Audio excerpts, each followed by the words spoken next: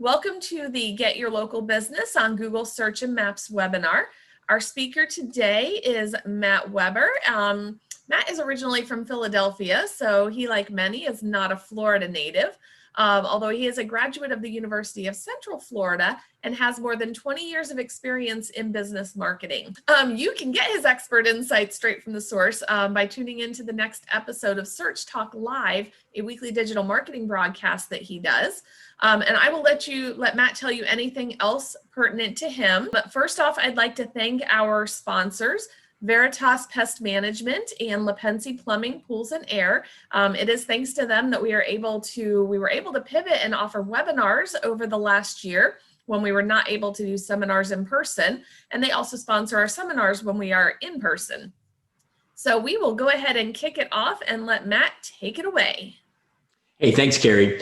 Good morning, everybody, and welcome to Get Your Local Business on Google Search and Maps. I am Matt Weber, and I am one of the 13 national Google-supported trainers. And typically, we deliver this content all across the country to organizations like the Manatee Chamber of Commerce, all over. In fact, I've delivered this presentation in 26 different states pre-COVID, so I'm really happy to be able to share it with you today. When I'm not teaching for Google, I run a digital marketing agency outside of Orlando that's called Roar Internet Marketing, and I've been working in the digital media space for just about 20 years. Now, I'm really excited about this particular program because its power lies in helping businesses that market to a defined geography. So if you're on the program today and you are an air conditioning repair that markets to Bradenton, or if you're an accountant that markets to Longboat Key or Sarasota, businesses that market to a specific geography are going to be tremendously impacted by today's program. Now, I realize that I have quite a few different people on the program today. I've got some of you listening that have already claimed your Google My Business profile, and I've got some of you asking, what is a Google My Business profile? So we'll progress today kind of from the basics, the 30,000 foot view, into some really nitty gritty details. So if you're one of the folks in the program that's already claimed your Google My Business profile, stick with us all the way to the end because we want to make sure that everybody gets on the same page first. So we'll progress first through simply talking about what is a business profile and why do you absolutely need to have one if you're marketing your business to a defined geography. Then for those of you that haven't done so yet, we'll talk about how to create a business profile. And we'll also talk a little bit about, there are some businesses that have a business profile but haven't been claimed because Google actually created the business profile for you. So we'll talk about how to get control of that. And then we'll talk about how to manage the business information inside the profile, which is key because as Carrie talked about, people look for updated and recent information when they look at this. And I'll share some research and some experience about how consumers judge you simply by what they see inside your Google My Business profile. And then we'll go really in depth into not only the dashboard, the desktop view of the Google My Business profile, but we'll also take a look at the mobile app and what can be done inside the mobile app. Then we'll wrap that up by saying, hey, if this intrigued you at all, we'll share some additional resources that can help you extend today's program even further. But before we do that, I want to share with you one person's journey through Google My Business profile with a video that I'm sure is going to keep you interested.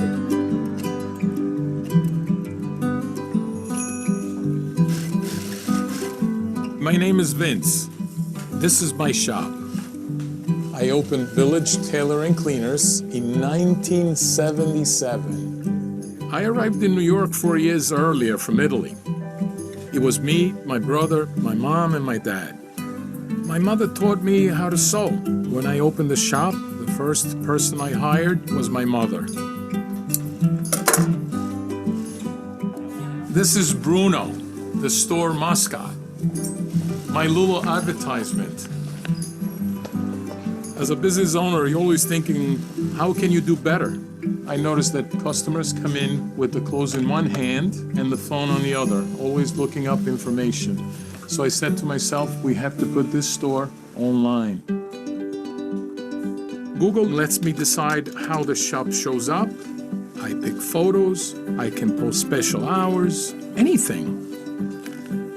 I made this website in 10 minutes using the website builder. And I'm not kidding. Now people walk in and I'm always asking, how did you find us? They used to say, I saw Bruno, so I came in. Now they say, Google. Believe it or not, we're up 30% this year. We're doing enough business. I had to hire more tailors and get some new machines. I've got 3 shops going. And my son, Vincent Jr., is running one of them, the village cobbler next door. I'm in an old-fashioned profession. I work with my hands. I hadn't thought much about putting the business online. Now, I couldn't be happier. Village tailor, 40 years and going strong.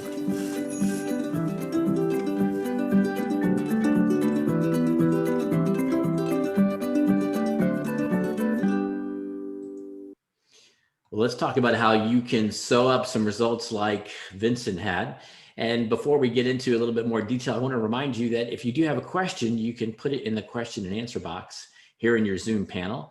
And if you've been impacted by any Google product, particularly Google My Business in the way that Vincent has, love to hear from you after the program. You can also put a note in the chat box for me as well. But let's begin with the basics. What is a Google My Business profile? And a Google My Business profile is available to almost any business that has direct customer face-to-face interaction. In fact, it's a little bit easier to say who's not eligible for a Google My Business profile. And that would be a business that, for example, does e-commerce website, or maybe you're a vacation home or a food truck that doesn't have a permanent location. So only a business that has some physical contact with their customers is eligible for a Google My Business profile, which is really most of us. And that includes businesses where people come to you and businesses where you go to the customers.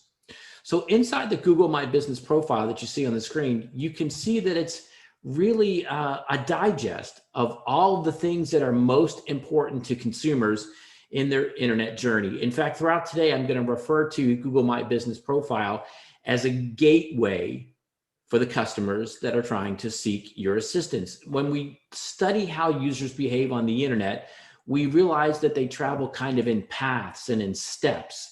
And if they get any kind of friction or any kind of blockage at any one of those, they simply go back and they do another Google search. And so what we found with this business profile is that often they're looking for some key, high level, what it's called gateway information to be able to engage with you. Are you open? Do you carry this product? Do you do this service?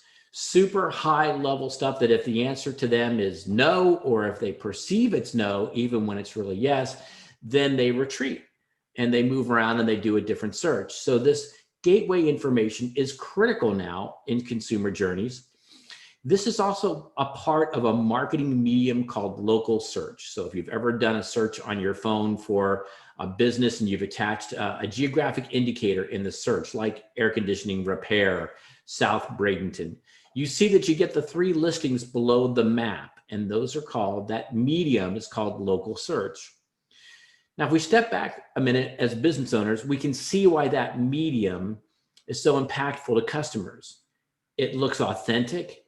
It looks genuine. It doesn't look like an ad. And if you've done this experience on a mobile phone, you know that that map area takes up a good 65 to 70% of a user's screen. So accordingly, it gets a lot of click-throughs. It gets a lot of activity.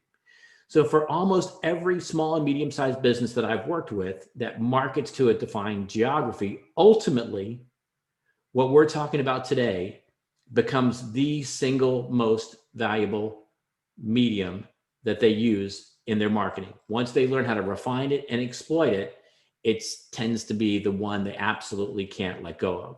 So when you see on the screen, you see all that key information that consumers want.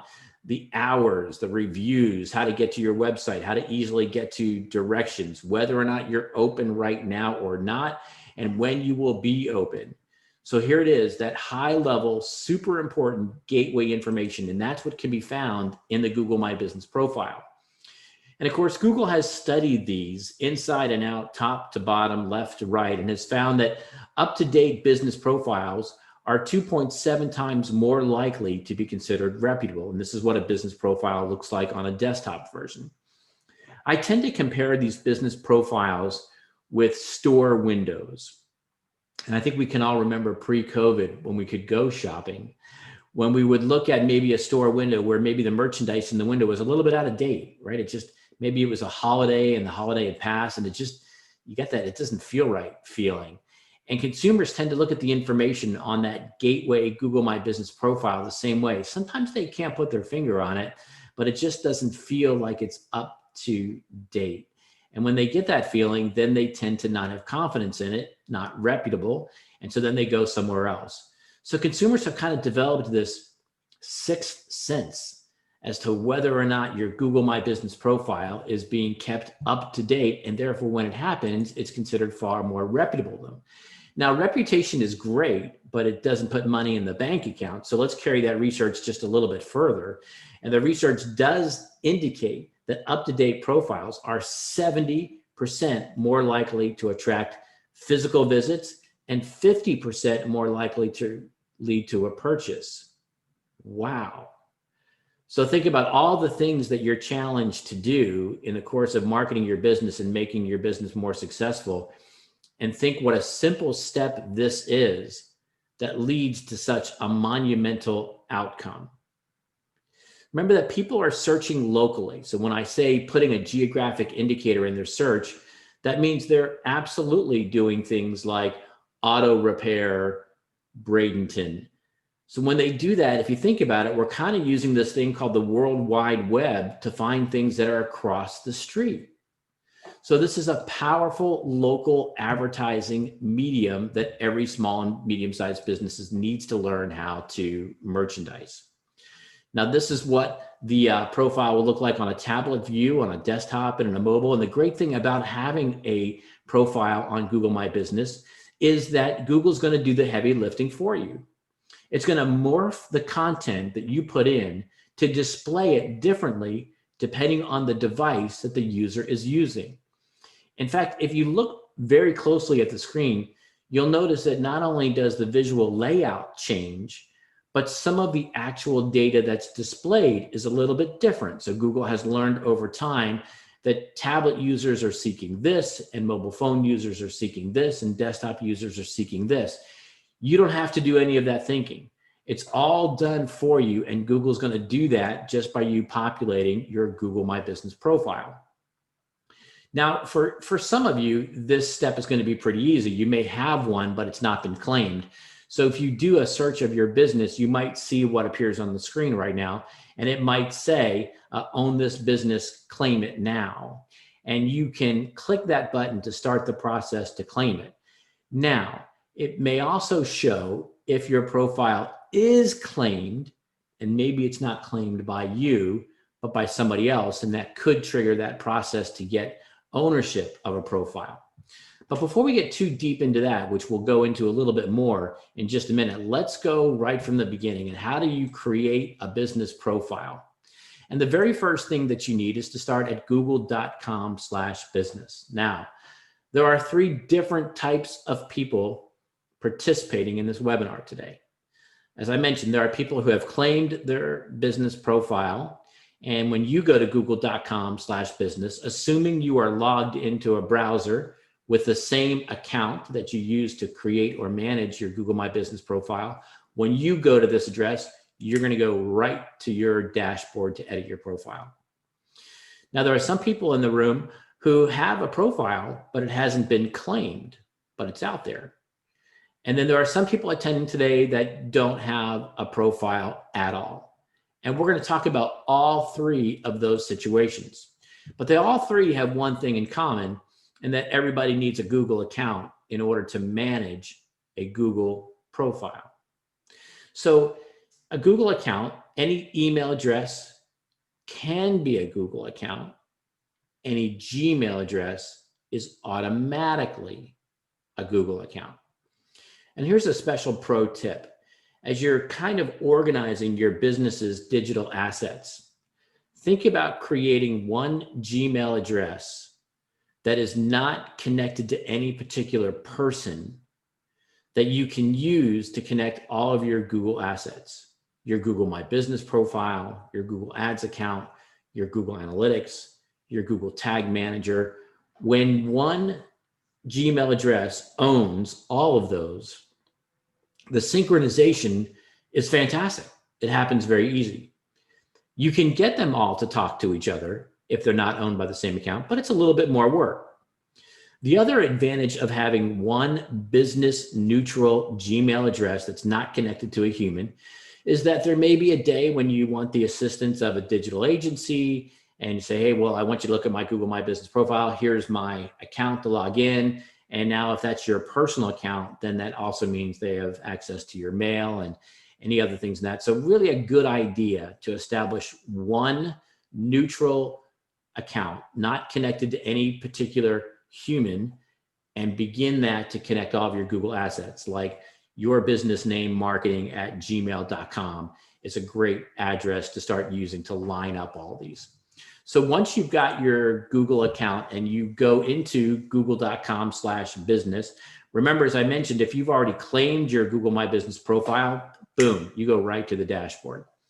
Now, for the other two people attending, the other two types of people attending, meaning either you've got a profile, but it hasn't been claimed, or you haven't begun this process at all, ever, then the next step is you're going to type in your business name there. Now, once you type in your business name, there's a good chance it's going to appear in a drop-down list. And if it does appear in a drop-down list, that's an indicator that you're part of that group that I talked about, where there is a profile, but nobody's ever claimed it. That sounds strange, doesn't it? How could there be a profile about your business if you didn't do it and if no one else ever did it? Well, Google does what Google does best, right? Google crawled the internet and found key information about your business in a lot of relevant places. Chamber of Commerce websites like Manatee Chamber of Commerce, Dun & Bradstreet's listings, apps that share information. There's a whole ecosystem behind the scenes of different websites and apps that share information.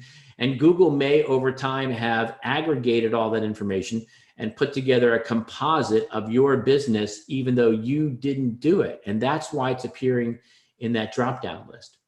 Now, if it doesn't appear at all, don't worry, because we're going to go through every one of those steps.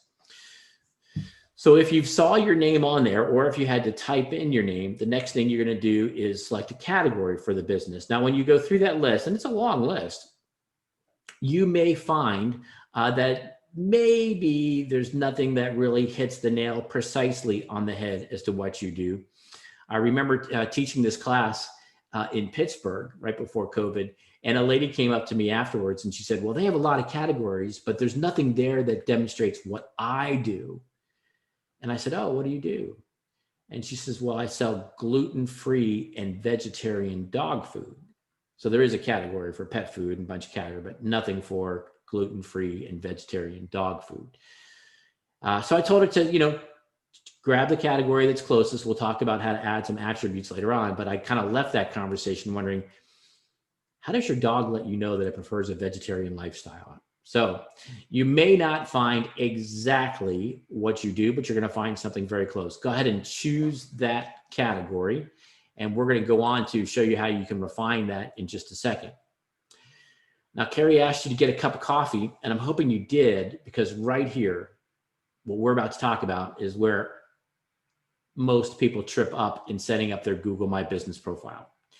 So if you're checking your email, this is a good time to come back in, because this is where most people go wrong. We've got an option here where it asks us if you want to add a locations that customers can visit, like a store or office. So some of you on the program today run a home-based business, and it might not even be a home-based business. Let's think about a very successful pest control company that I work with. They have offices, but nobody comes to them. You don't go to your pest control company's office. You probably don't go to your air conditioning repair company's office. So note that question. Do the customers come to your physical location? So if they don't come to your physical location, or you have a home-based business, then you want to click no. Because if you click yes, then what it's going to do is it's going to display the physical address of the business. So in traveling across the country, I meet a lot of people who say, hey, I set this up, but it's showing a picture of my house and it's got, my address there. How do I change it? This is where they went wrong. So even if you say people don't come to your physical location, that's okay. You're still going to put in the address on there. But remember, you've chosen no, that people don't come to this address, right?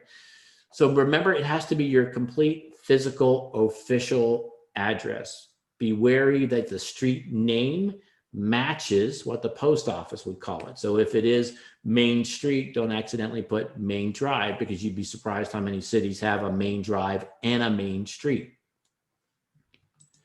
Now, once you do that, you're going to add a service area. Now, for those of you who chose no, people don't come to my physical location, this is key. But even if you chose yes, you still get to add a service area, because especially today, so many businesses not only receive customers at the physical location, but also deliver, right? The pandemic's had a huge impact on that. So both of those situations, you can choose the service area. But what is a service area? So I think there's a good opportunity here just to think about some basic reasonable standards. And the way that Google would tell you is that, the service area for a coffee shop is probably limited. How far would you go to a coffee shop? But what if you were an intellectual property attorney? Would you travel 45, 50, 60 miles to go to an intellectual property attorney? Sure. Would you travel 50, 60 miles to go to a coffee shop? Probably not. So within reason, think about that service area on that, because the choice that you make is going to affect how and when your business shows up. And over time, Google learns what is the largest amount of distance that somebody is going to travel to go to any one of the businesses in that category. Now, of course, you have the option to include a phone number and a website, and I can't imagine any reason why you wouldn't do both of those. And if you don't have a website, we've got a special opportunity for you in just a minute. Now, if you look carefully on the screen, look that it says get a free website. This does change sometimes. I have seen this when that bottom button that you see on the screen is the default. If you have a website, you want to make sure that you unselect that if that is selected as the default. So this program changes quite a bit, as Carrie mentioned, right? Because the technology changes, the interface changes. So I can't tell you, I was in it just yesterday and it was not the default, but I can't guarantee to you that if you went in there tomorrow, that wouldn't be the default. So pay particular attention to the bottom button on your screen and don't check it if you already have an existing website. Put in your current website there where it says current website address. Now you've got to verify your connection to the business. And in this section here, you're simply acknowledging the fact that you do have the rights to be able to control the data to this business and that you are in some way officially connected to this business. That's what this page is. It's just a confirmation and a verification. So once you read that statement, you're going to be able to click finish. So how does Google prevent other people from claiming your business profile? And it does it through a postcard verification. So when you choose how to verify it, most of you are only going to see the postcard verification. Some of you have done this a long time ago. Remember when there was an opportunity for a phone call. And in some very, very, very, very small categories, the option for a phone call still does exist. But most of you, when you go through this process, are going to see only the option for this postcard.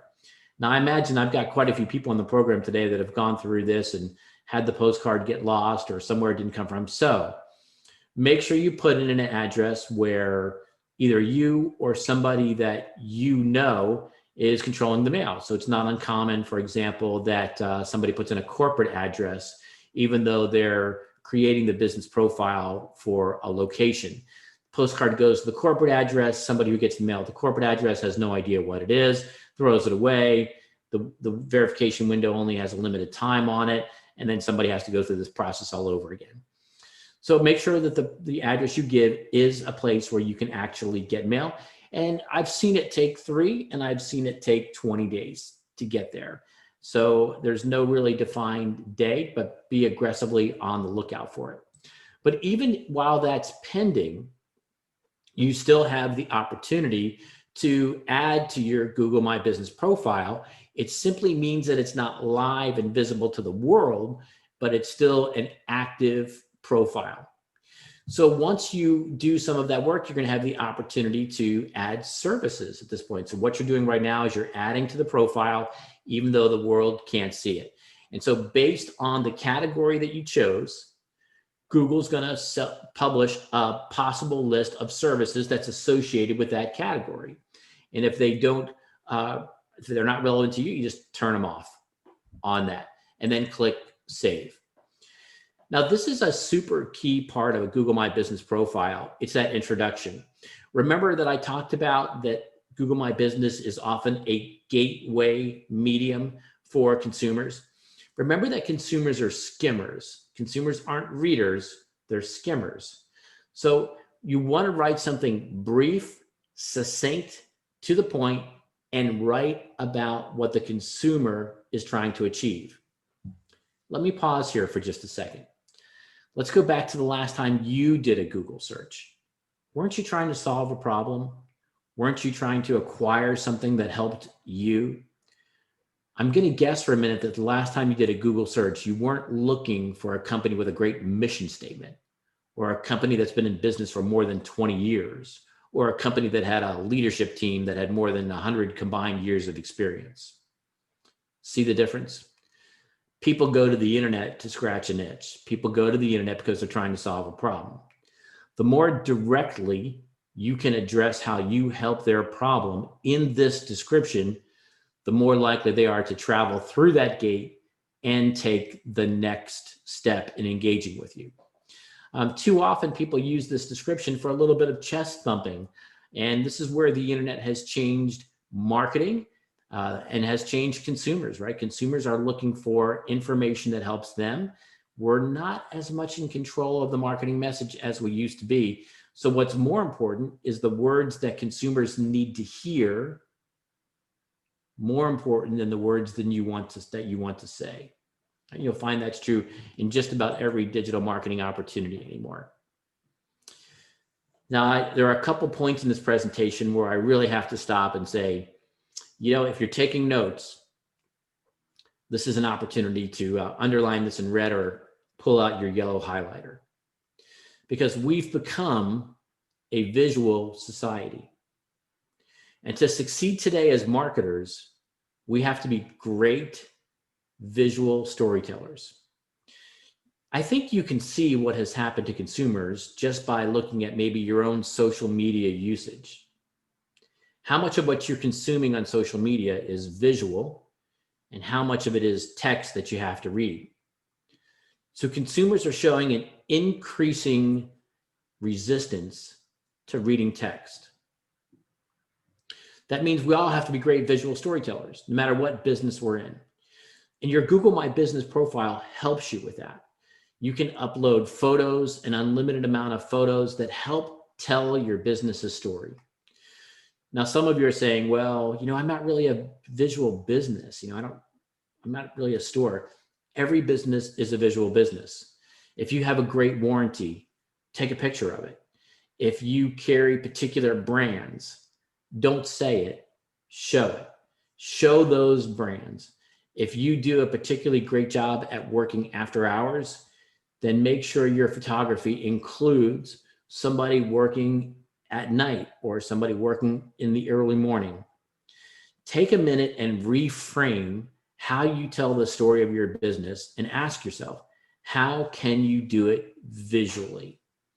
When you see the statistics of how many photos in your Google My Business profile that people consume, I think you're going to be amazed. So one of today's takeaway is to be a great visual storyteller.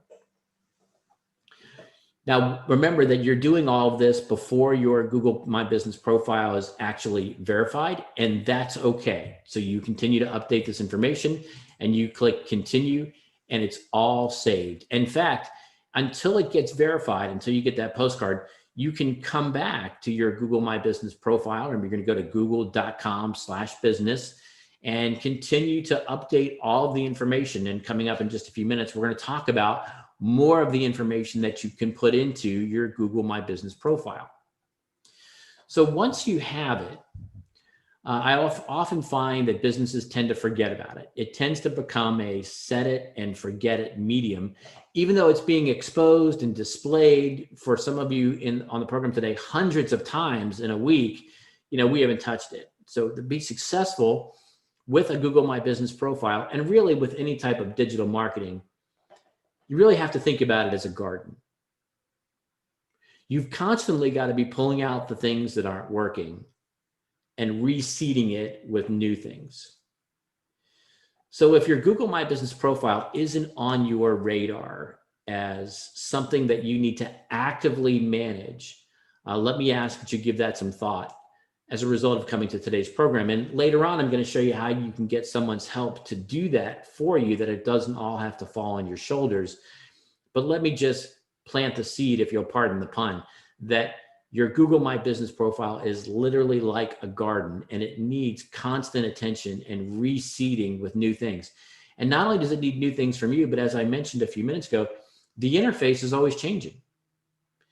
And even as much as I've taught this class and as much time as I spend in here, I can tell you there have been many days where I've logged in and gone, I've never seen that button before. I've never seen that. So there's always new options. And Carrie talked about in the beginning of the program, there were new COVID-related functionalities that continued to be put into Google My Business profile so that businesses could publish what kind of safety protocols they're using, whether or not they're open, and what their pickup circumstances were. All of that functionality was continually being evolving and continually being adding in. And if you didn't check it every once in a while, you missed out on that great functionality that Carrie took advantage of. So how do you manage that information and keep it fresh?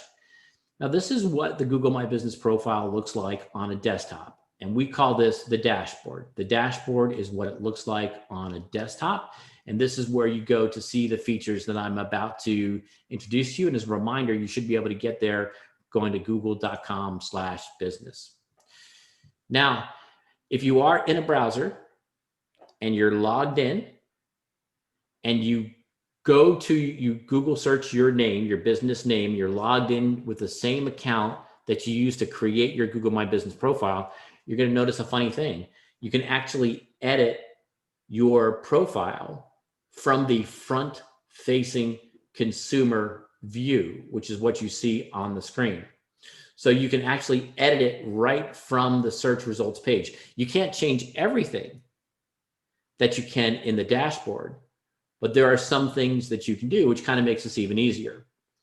So right off the bat, we've talked about two ways that you can manage your Google My Business profile. You can go into the dashboard at google.com/business, or you can do a Google search for your business name, see your business profile, and edit the profile right from the Google search engine results page, but you can't edit everything from that look. But the things that you want to continually change, such as your photos and responding to reviews and creating a post, which we'll talk about more in just a second, you can do that from that front side information. So let's go just a little bit deeper, and let's go further into the Google My Business profile. And let's watch how one company uses all the features inside the Google My Business profile to grow their business. We opened Celsius with the idea to create a laundromat that people actually wanted to hang out in.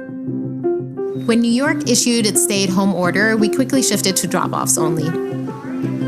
We switched to online booking through our Google profile, setting aside priority times for essential workers. We love our community and just wanted to help in any way we could.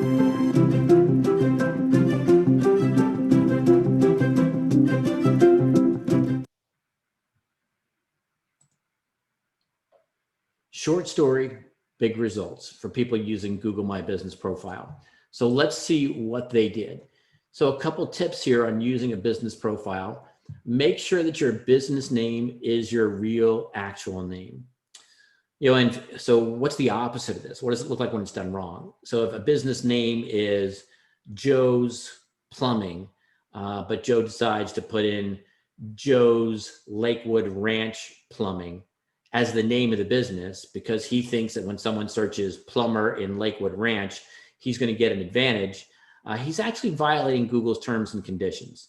So ultimately, that's going to be flagged, and that can have some downstream negative impacts. So use the official name of your business, no nicknames, and don't put in any kind of geographic indicators that aren't a part of your business. And remember to choose that primary category that best fits on that. We're going to talk about adding some attributes. And here's where you can get down to some sub detail. You can add up to 9 additional categories. So there's very few businesses that are very singularly focused. And the reason this is even more important now is because the way that people search. People don't search for dentists anymore. They search for x-rays, and they search for crowns, and they search for fillings. They search for the things that a dentist does. People don't search for plumbers as much as they used to. They search for replacing a water tank or fixing a toilet. So the more that you have these additional categories to line up with the things that people do, the more likely your Google My Business profile is going to help you and get in front of those customers. So remember to edit the address. Remember, some of you are on the program today and you have a home-based business and you don't want to display it. That's okay. Remember, you're going to choose no when you set up your profile from the very beginning, and you're going to choose a service area on there. So leave the address blank at this point if you don't want people to come to your house. Now, remember when we were setting it up in the beginning, we could put in a business address and just say, no, we don't have customers come to this. That way the address is on record, but it's not going to be displayed in a Google My Business profile.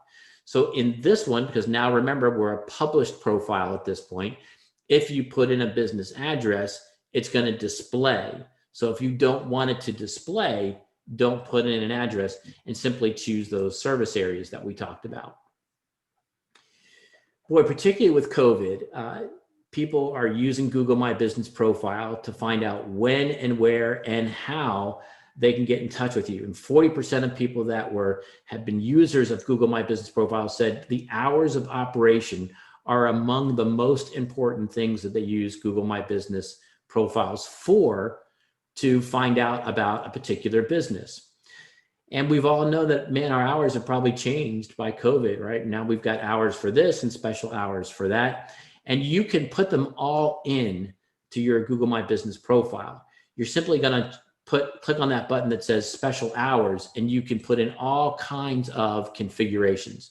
So if you have a core set of hours, but then you do delivery afterwards, you can put that in there. If you're open every other Saturday, you can put that in there. So consumers really lean on these. And let's talk about holidays for just a minute, right? A couple holidays not too far away. Easter, Memorial Day, believe it or not, right around the corner. Where did the year go? So make sure that you put those in there, because it's got 2 impacts. Consumers want them, and Google recognizes the fact that if you're continually working with your profile, putting in your hours, it's probably going to judge the fact that the information is more accurate, and therefore the algorithm has more confidence in displaying it.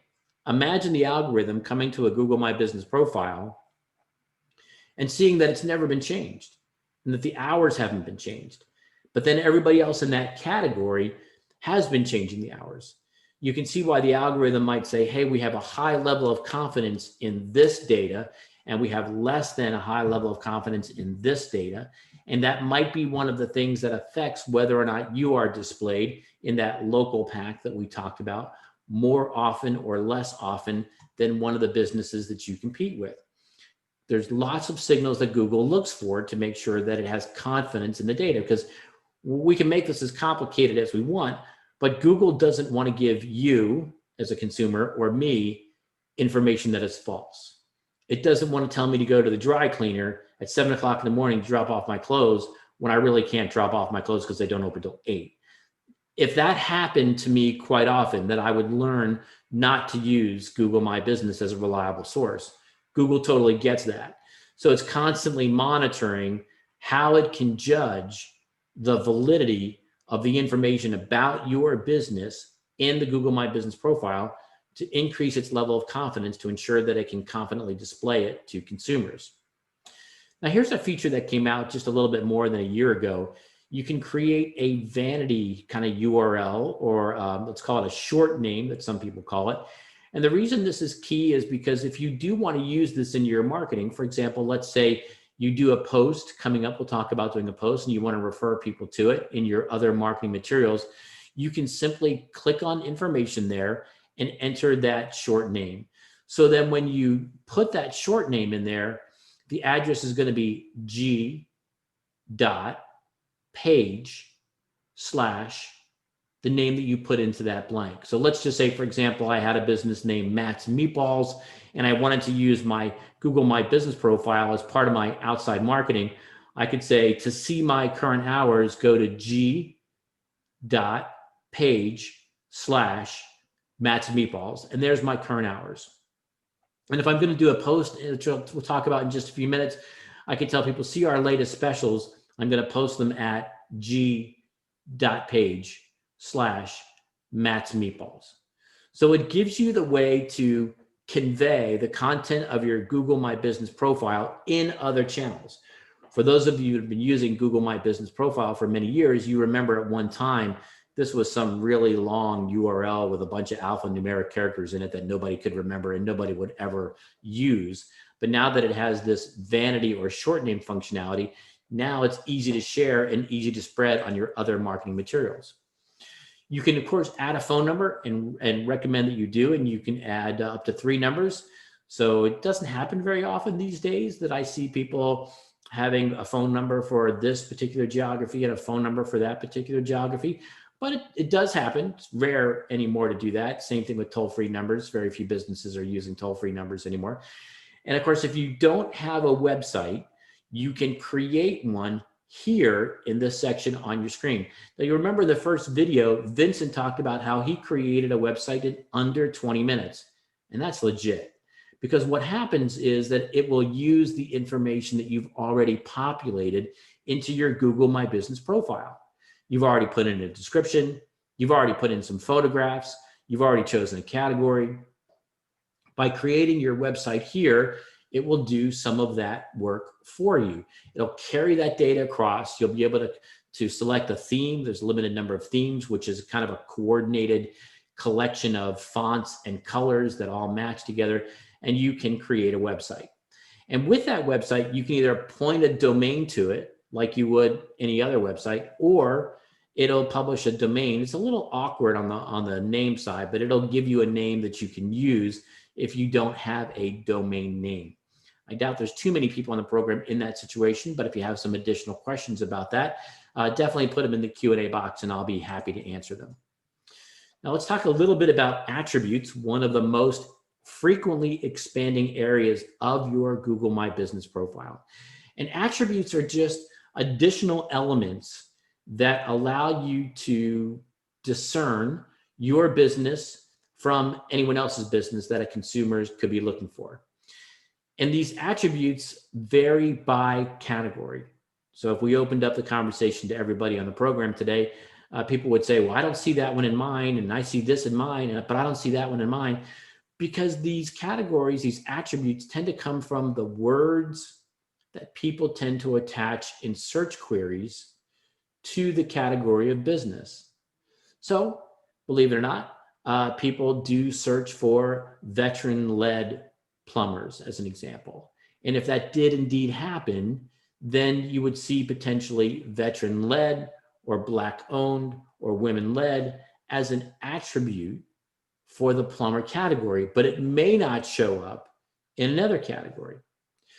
Handicap accessible family bathrooms is an attribute that I see quite a bit. Some attributes related to types of payment I see quite a bit. The takeaway here is that you consistently want to click on attributes and see if any new ones are added. And the more that are relevant to your business, the more it gives the consumer kind of a handle or something to lock onto that tells them your business is different than the other businesses. Now here's that description again. We did it when we were setting up. You're limited to 750 characters, but this is really critical.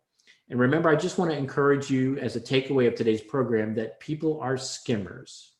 They are not readers. So the faster you get to what's in it for them, the better. And if you're going to write something down in your notepad for today's program, write down what's in it for them. Because often we're still marketing messages that really don't make a material impact on their choice. How long you've been in business, how long your senior leadership has been in business, tend to not be factors anymore that people choose to use as kind of criteria as to whether or not engage. Think about the problems that they might be having and how do you help them solve this problem. So in most cases, when this shows up in a search result, even though it's 750 characters, sometimes only the first 2 sentences show up in that local search pack or when your full profile is displayed. So thus my advice to you, get to the benefit quickly. Talk quickly to how you can help them is very, very important in putting together this description. If you're on the program today and your business hasn't opened yet, that's okay. You can do everything that we've talked about, and you just have the opportunity to put in an opening date. There is a limit to how far in advance you can do this. You can't do it more than 90 days before your opening date. But I worked with an urgent care clinic one time, and they engaged with us. And we did all this work about 45 days out. And on the day one that they opened, we were getting impressions in that local search channel. I almost wanted to do a case study in this because I remember vividly working with another business who waited until the week after they opened to do this same work. And they did not generate impressions right away. It took about 14 to 21 days for them to generate impressions. So the more the algorithm has the opportunity to go through the data and potentially cross-validate it with other sources, the better. So if you're on the program today, and if you're thinking about opening a business, this is a really valuable and important piece of information. You can do all this work before you actually open. Now, there's a number of third parties that integrate to your Google My Business profile. And this is really important. And I would say to you, if we were to meet again and do this program again a year from now, we would all agree that this became even more important than any of us anticipated. Because I want to tell you something that I've learned over 20 years of doing digital marketing. And that is that you will never lose money overestimating how lazy people are on the internet. I continue to learn it over and over again. So what I mean by that is the more we put friction in front of consumer, the more steps we ask them to take, the more likely we are to lose them. So if they're face-to-face with your Google My Business profile and your current methodology or process is they click to your website, they go to the website homepage, maybe they have to hunt around. There's a thing there that says schedule an appointment. They click on schedule an appointment. They fill out a form. The form goes to you. You call them back to schedule an appointment. That's probably not going to be as effective here in 2021 and almost assuredly so in 2022 because consumers are looking for the easiest, shortest, least restricted path to engage with you. That means if you have a third-party appointment setting system, you can actually connect it with your Google My Business profile. And if all the information that they've seen on your Google My Business profile is satisfactory and it motivates them to engage with you, let them do it right here. Don't make them take those extra steps. And there's probably about 20 different third-party platforms that integrate with your Google My Business profile. There's certainly some names here that you've heard about, such as MindBody or Appointee or OpenTable, are some that integrate with here. And so you can just put that in there and it will automatically connect to that. Now, let's say you have your own appointment functionality on your website. Maybe you have that form that I spoke of and it's on a different URL, a different page. You can put that here, which means the consumer will have two choices. They can go to your website, which is typically going to be your homepage for a lot of people.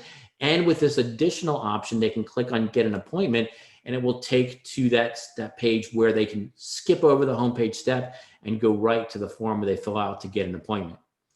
In any scenario, this is designed to reduce the number of steps that a consumer has to take to engage with you. And sometimes marketing in the digital era is simply as simple as he who gets to the consumer first wins. So that's why you see under this bookings tab that you can integrate these third parties. We can do it under the appointments. We can do it under the bookings. So for if you're a business that offers online tutoring or online consultation, if you're a hairstylist and you take online appointments, this is the key for you. This is really the ability for them to get right to setting an appointment without going through a bunch of hops and steps and hoops to get to. Now, Carrie talked about in the beginning how many new COVID-related functions there are inside Google My Business.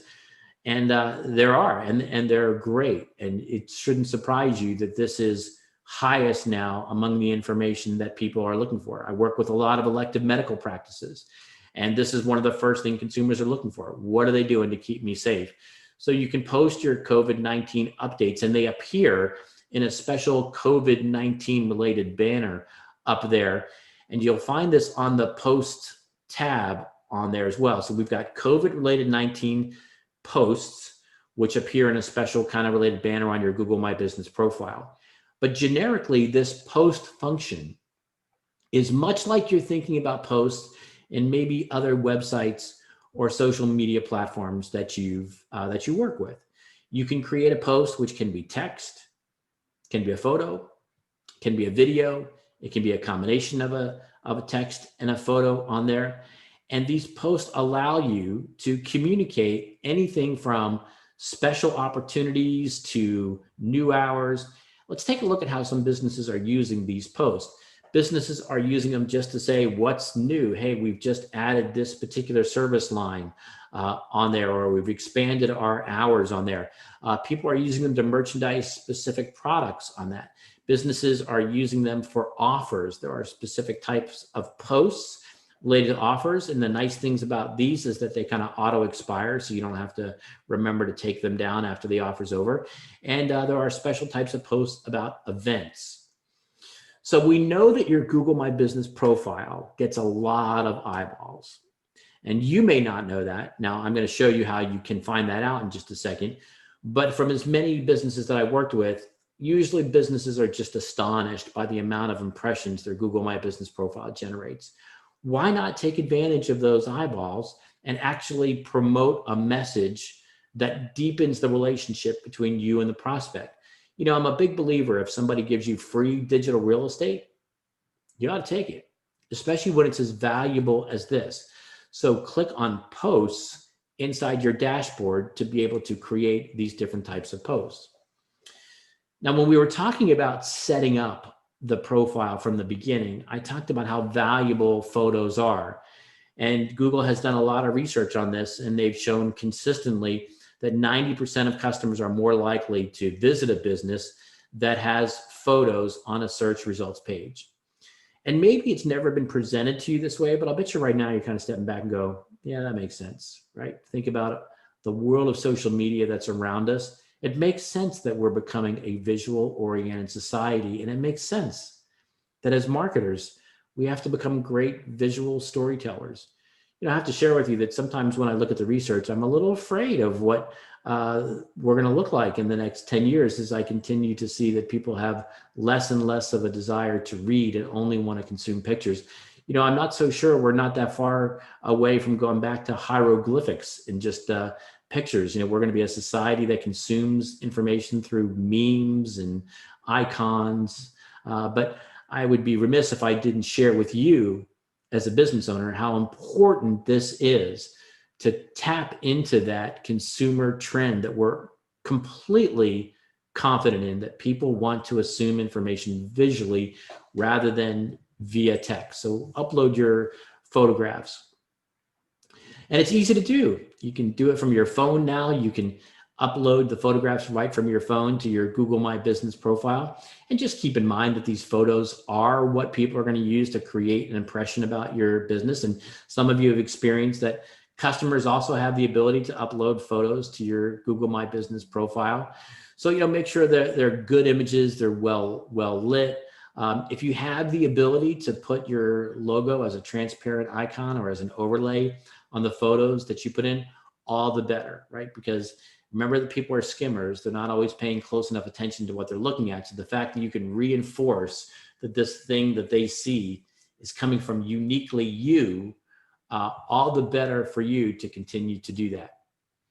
Now they have added in Google My Business Profile just about a year ago, a products tab, a little bit more than a year ago. So now you can also showcase specific products beyond the posts. You can put in particular products. And again, this is key because people tend to search very specifically. So they tend to search things like business in Bradenton that has, business in South Bradenton that offers, right? That's a very common way of a consumer expressing a search query in Google. So if you have some of those products that people look for that are related to your business, all the better. So you can see how this will display in your Google My Business profile. And it's super easy to do. If you're on a desktop, you can just drag the photo from your desktop over. If it's on your phone, you can upload it directly onto your phone. But I definitely think you should have that kind of product. And hey, I've seen some great service related businesses that don't have products that featured some of their employees, and they're holding up great signs that say, you know, I do this part of the service. So I can vividly remember an accountant who had their team line up, and one lady was holding up a sign that says, I do taxes. And then another person was holding up a sign that says, I do payroll, etc. So that was their product photo. And I thought it was super clever. And they are mastering the art of being a visual storyteller. Now, you can do the same thing with services, but remember my motto: if somebody gives you free digital real estate, you ought to take it. So that accountant did the business products and they did the services, and the services, same kind of thing, except no photograph in there, but you can put in a price, no price, and put in a brief description of the service that you offer. Now let's talk about a little bit very quickly, we won't spend a lot of time on it, that free website that you can make from your Google My Business profile. And again, this is only relevant if somebody's on the program today, they're just starting out, and you need a website up and running, and you need it now. And as Vincent said in the first video, yeah, this is now. This is 20 minutes. You can actually get this set up. So you're going to click on the website tab. It's going to pull some information from your profile to generate the content. You've got the option to customize some elements of the website, including some of the text that pulls over, the theme and the photos, and you can rearrange things. And then when you're done, you click publish. And that's the part that I think a lot of people miss in my experience, is they create it and then they forget to publish it and go live. So if you don't have a domain, you haven't gone to Google or GoDaddy or domain name services or any of those other providers where you can secure a domain, if you haven't done that and you publish it, it's going to automatically generate a URL. And so it will be, your website will have the URL that will be your business name, whatever you put in that field for your business name, .business.site. So again, if I had my Matt's Meatballs business, I would tell people, hey, go see my website at mattsmeatballs.business.site. Doesn't really roll off the tongue, does it? So you can take your domain that you acquire somewhere else, and you would simply point that domain to mattsmeatballs.business.site, or in your case, your business name, so that when somebody went to the domain mattsmeatballs.com, it would forward to mattsmeatballs.business.site, and they would get this free website that you have. And you can buy a domain from Google right inside this interface. And there's several other companies that offer a domain for sale that have been authorized to sell domains.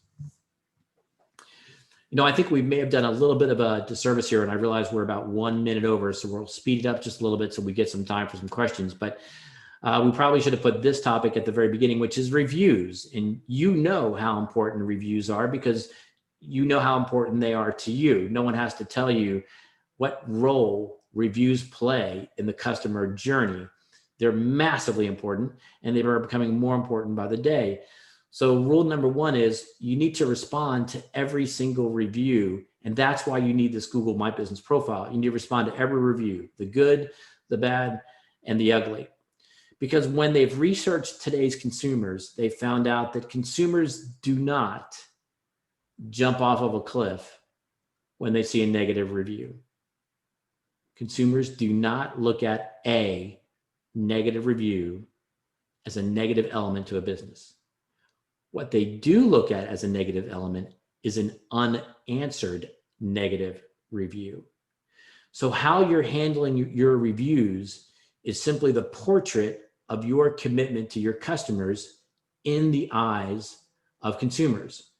So if you have a negative review and there's a response right underneath it that says, "I'm so sorry you had that experience.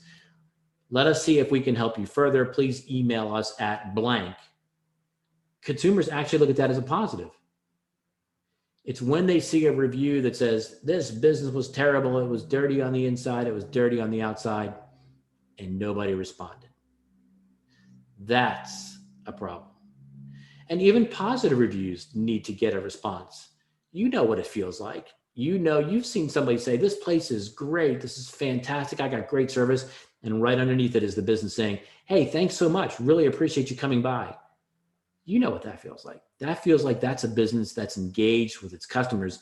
That feels like a business that cares. So these reviews are becoming symbols of our commitment to our customer satisfaction, the actual intricate details of which aren't as important as the overall impression that's left by how the business responds to what its customers say.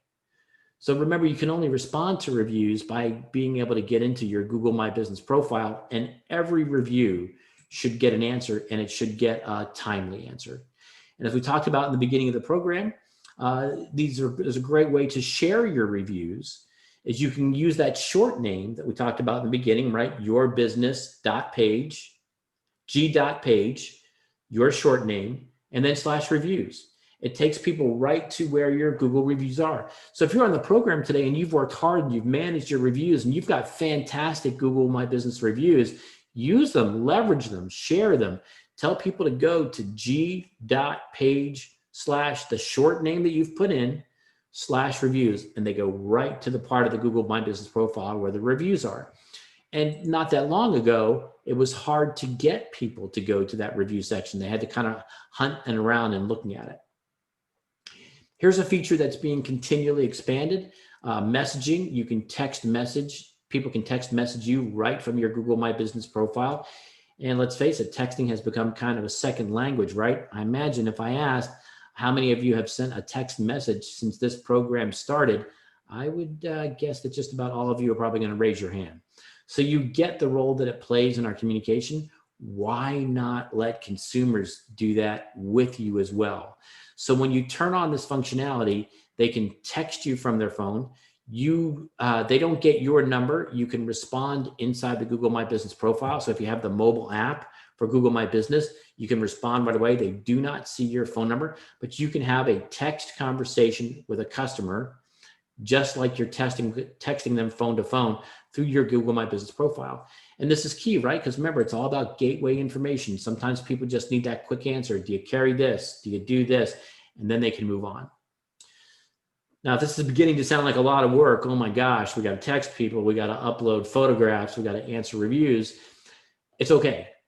You don't have to carry this all yourself. You can add users to your Google My Business profile without sharing your one single email address that you've used to set all this up. Right now, there are 4 different roles inside a Google My Business profile. There's the primary owner, which ideally is you. There's a co-owner role, and they can do everything a primary owner can do, but they can't delete the profile or they can't transfer ownership of the profile.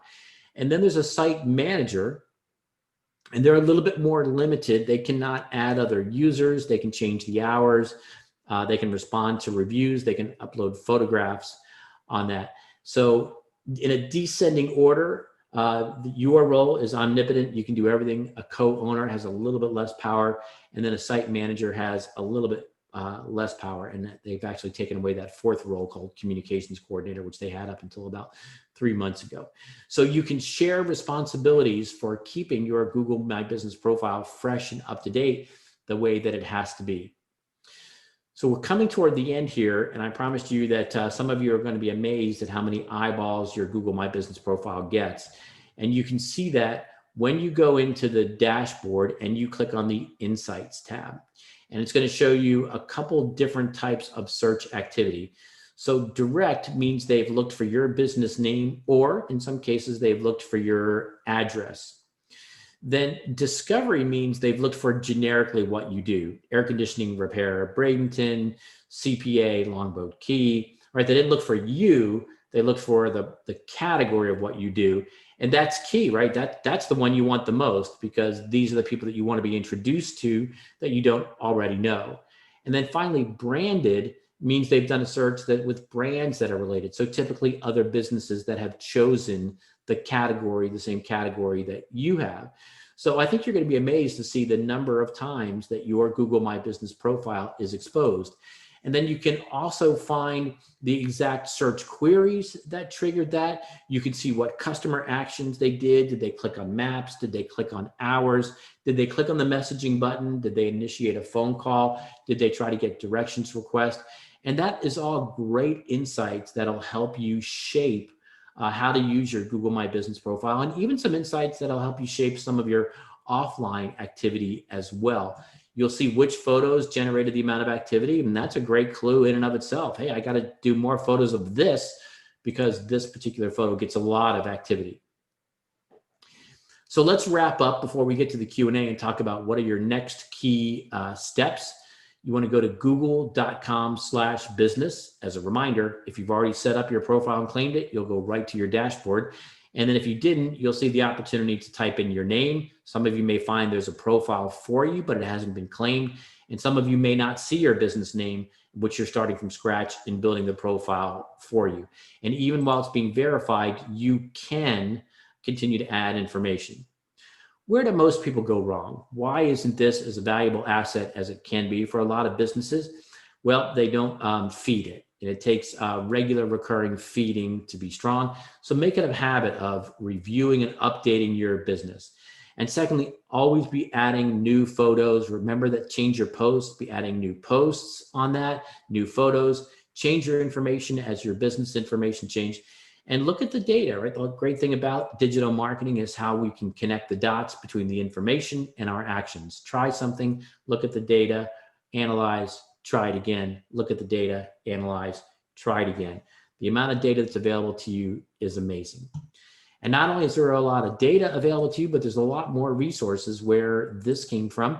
And you can go to g.co/marketing kit, and you can create posters from some of your best testimonials. I love this feature, and I'm always amazed why more people don't use it. And you can turn them into JPEGs and use them on other social media outlets, and they make stylized kind of posters, stylized kind of images. You can use them for your Google posts. So if you get a great testimonial, absolutely go to g.co/marketing kit and look at the tools that are available that you can turn that into a separate marketing element.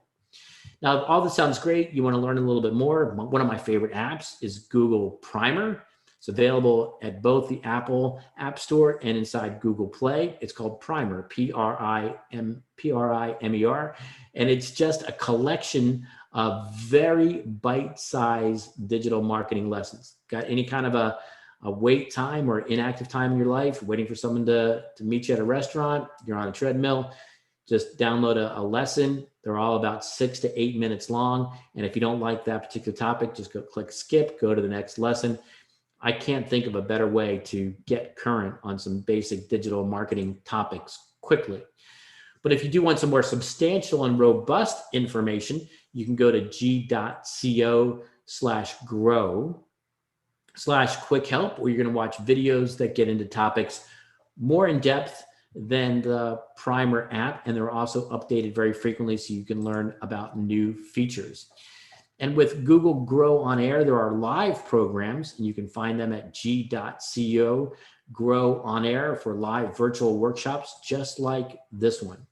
And when you go to growwithgoogle.com, you'll find an expanded library of resources, not only for small and medium-sized business owners, but also for teachers, for job seekers, and for those of you out there, for developers and just want to brush up on a little bit of code. There's an amazing amount of information at Grow with Google, which is at google.com/grow.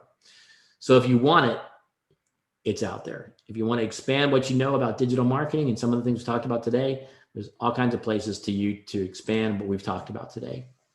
Now we went a little bit over time, and I think with Carrie's permission, we have about 5 or 6 questions in there. And Carrie, is it okay if we try to handle those even though we're a little bit late? Let's do it. If people need to drop off, we'll totally understand, and you'll all get a copy of the recording. So we're going to go ahead and start at the top, although I do think that you pretty much covered most of these. We're going to ask them anyway, just so that it's on record for these individuals. So I have a person who gets a lot of phone calls and emails telling them to promote their Google page. How does she know if she's being scammed? Does she need a third party to manage her page? Man, that's a great question, because there are both legitimate agencies that have developed a specialization in this, and there are also people who take advantage of businesses' naivete in this area. So the first thing to do is to look at that Insights tab in your Google My Business profile and see if you're getting the kind of impressions that maybe your business warrants. And if you don't think you are, then yes, there are some advanced techniques that can increase your exposure in this channel called local search. And one that I would suggest that you give strong consideration to is connecting Google Analytics and your Google My Business profile in a way that you can see. So if somebody found your business profile, then ultimately went to your website and took the action, requested a quote, downloaded a catalog, watched the video, whatever your particular website is, you can track that. And that is one of the things we do for businesses. So instead of saying, hey, this channel is really valuable to you, we can actually say this channel produced blank number of leads on that. So yes, there are some advanced opportunities to excel in this even further that an agency that specializes in this can bring value to. But unfortunately, there are some people that will take advantage of some businesses' naivety in that. So take a look at your insights and see what your data is telling you as to whether maybe or not you do need some additional support. Okay, question number 2. If you do not have a physical address for your business, how do you set a service area? I think you covered that one, but just in case. Yeah, it's a good refresher because this is probably one of the most frequent questions I get. You do need a physical address in some way, right? Because eventually they've got to mail a postcard to you. But when you set up the profile, when you put in that address, you're going to choose that next step says, is this an address that customers come to? It's worded a little bit differently than I just said it, but you want to say no to that. So the address is on record, it's been stored, and but it's not going to display inside Google My Business profile. And then if you say no, the very next screen is you do get to select a service area. Now, for those of you who have done this a while ago, this is a big change because previously, if you said yes, this is my address and customers come here, you didn't get to choose a service area. Now both types of businesses get to choose a service area. Both the person that said, no, people don't come here, choose a service area, and the people that said, yes, people come here. And those service areas, by the way, can be cities, counties, and zip codes. Perfect. Okay, a few more. What is the difference in Googling a business name? This individual owns Smiley Pool Services, and it bringing up her website versus having a Google business page? Yeah, great question. You want both.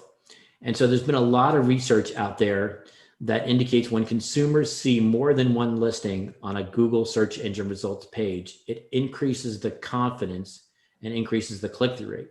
So to be more specific, there are basically on average 12 things on a Google search engine results page. When you are 2 or 3 of those, you are more likely to get the click than if you are just one of those. So consumers tend to look and go, oh, that business either, and I don't know what words they would use, is more legitimate or more serious or more substantial because they're there, and they're there. But we're absolutely 100% sure that the more listings you have on even your own branded Google search engine results page, the more likely you are to get the click. Okay, next up, we have a realtor who operates under a broker, as many of them do, and the broker has a Google business page. Can she use her name and the brokerage name for her own Google page? Yes, and that's been a recent change. So agents can have their own separate Google My Business profile that's separate from the brokerage. Easy answer there. We have somebody who has actually 2 Google profiles that they have, and they claimed both of them. Is there a way to merge them? No, you're going to need to delete one, and you should delete one because that's likely causing more complications than you're aware of. Because remember, some portion of this is about what confidence Google has or the algorithm has in the data so that they can present it. And if there's any discrepancy in the data that's in the 2 of them, then we're kind of creating doubt. And so I think that that's probably hurting you more than you realize. So if you have indeed claimed both and you can control both, then this is super easy. You do need to delete one. And then the next question I would assume this person's going to ask is, but I have reviews on both. Can I send the reviews from one to the other? No. You're just going to lose the reviews. So you do need to choose the one that you think has the better, in quotes, reviews or the higher quantity, but you should definitely delete one of those.